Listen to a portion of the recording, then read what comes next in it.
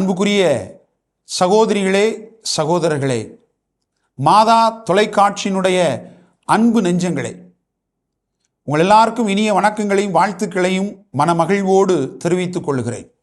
இந்த குழந்தை பலருடைய வீழ்ச்சிக்கும் எழுச்சிக்கும் காரணமாக இருக்கும் என்று இந்த நாளிலே ஆண்டவர் இயேசுவை குறித்து சிமியோன் இறைவாக்கினர் முன்னறிவிக்கிறார்.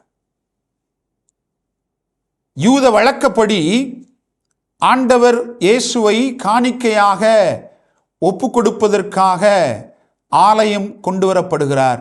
அங்கே இந்த நிகழ்வு நடக்கிறது. என் அன்புக்குரியவர்களே, ஆண்டவர் இயேசுனுடைய பிறப்பு இந்த சமூகத்திற்கு அறிவிக்கப்பட்ட பொழுது எல்லாருக்கும் வாழ்வை கொடுக்கக்கூடிய ஒரு பிறப்பு அந்த பிறப்பு என்று சொல்லப்படுகிறது.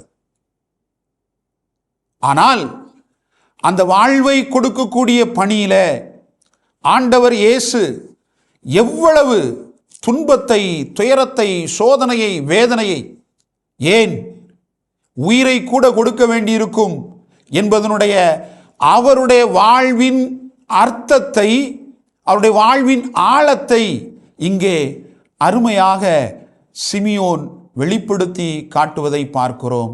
அவர் சொல்லுகிறார், உமது உள்ளத்தையும் ஒரு வாழ் ஊடுருவி பாயும்.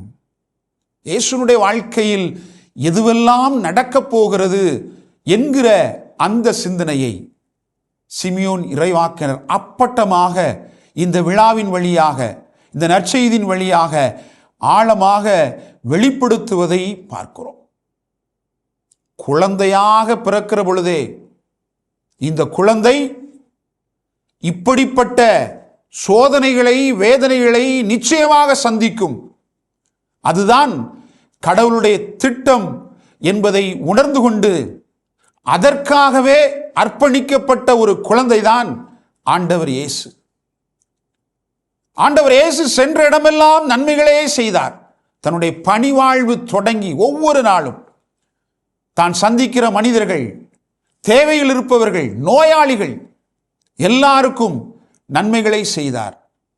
அது ஒரு சிலருக்கு உணவாக கிடைத்தது, ஒரு சிலருக்கு சுகமாக கிடைத்தது, ஒரு சிலருக்கு வாழ்வாக கிடைத்தது, ஏன் ஒரு சிலருக்கு அந்த நன்மை புதிய உயிராக கூட கிடைத்தது.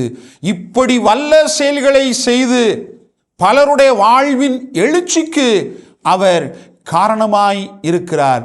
அது சிமியோன் இறைவாக்கினர் முன்மொழிந்த இறைவாக்கினுடைய வெற்றியாக அது பார்க்கப்படுகிறது. அதே போல என் அன்புக்குரிய சகோதரிகளே, சகோதரர்களே, இந்த குழந்தை பலரை, குறிப்பாக தவறுகிற மனிதர்களை, கடவுள் கொடுத்த வாழ்வுக்கு எதிராக செல்லுகிற மனிதர்களை, சாடுகிற, அநீதியை தூண்டி இந்த சமூகத்தை பிளவுபடுத்துகிற மனிதர்களுக்கு எதிராக செல்லுகிற செயல்பாடுகளையும் இந்த குழந்தை செய்யும் என்று சொல்லி அன்றே ஆண்டவர் இயேசு எப்படிப்பட்ட மனிதராய் வாழப்போகிறார் என்று சிமியோன் இறைவாக்கினர் இறைவாக்கு உரைத்ததை இந்த நற்செய்தி வாசகம் தெளிவாக நமக்கு கற்றுக் கொடுப்பதை பார்க்கிறோம். என் அன்புக்குரிய சகோதரிகளே, சகோதரர்களே, இயேசு அர்ப்பணிக்கப்பட்டதை போன்று, காணிக்கையாக ஒப்பு கொடுக்கப்பட்டதை போன்று நாமும் நம்முடைய வாழ்வை அர்ப்பணித்துக் கொள்ள வேண்டும்.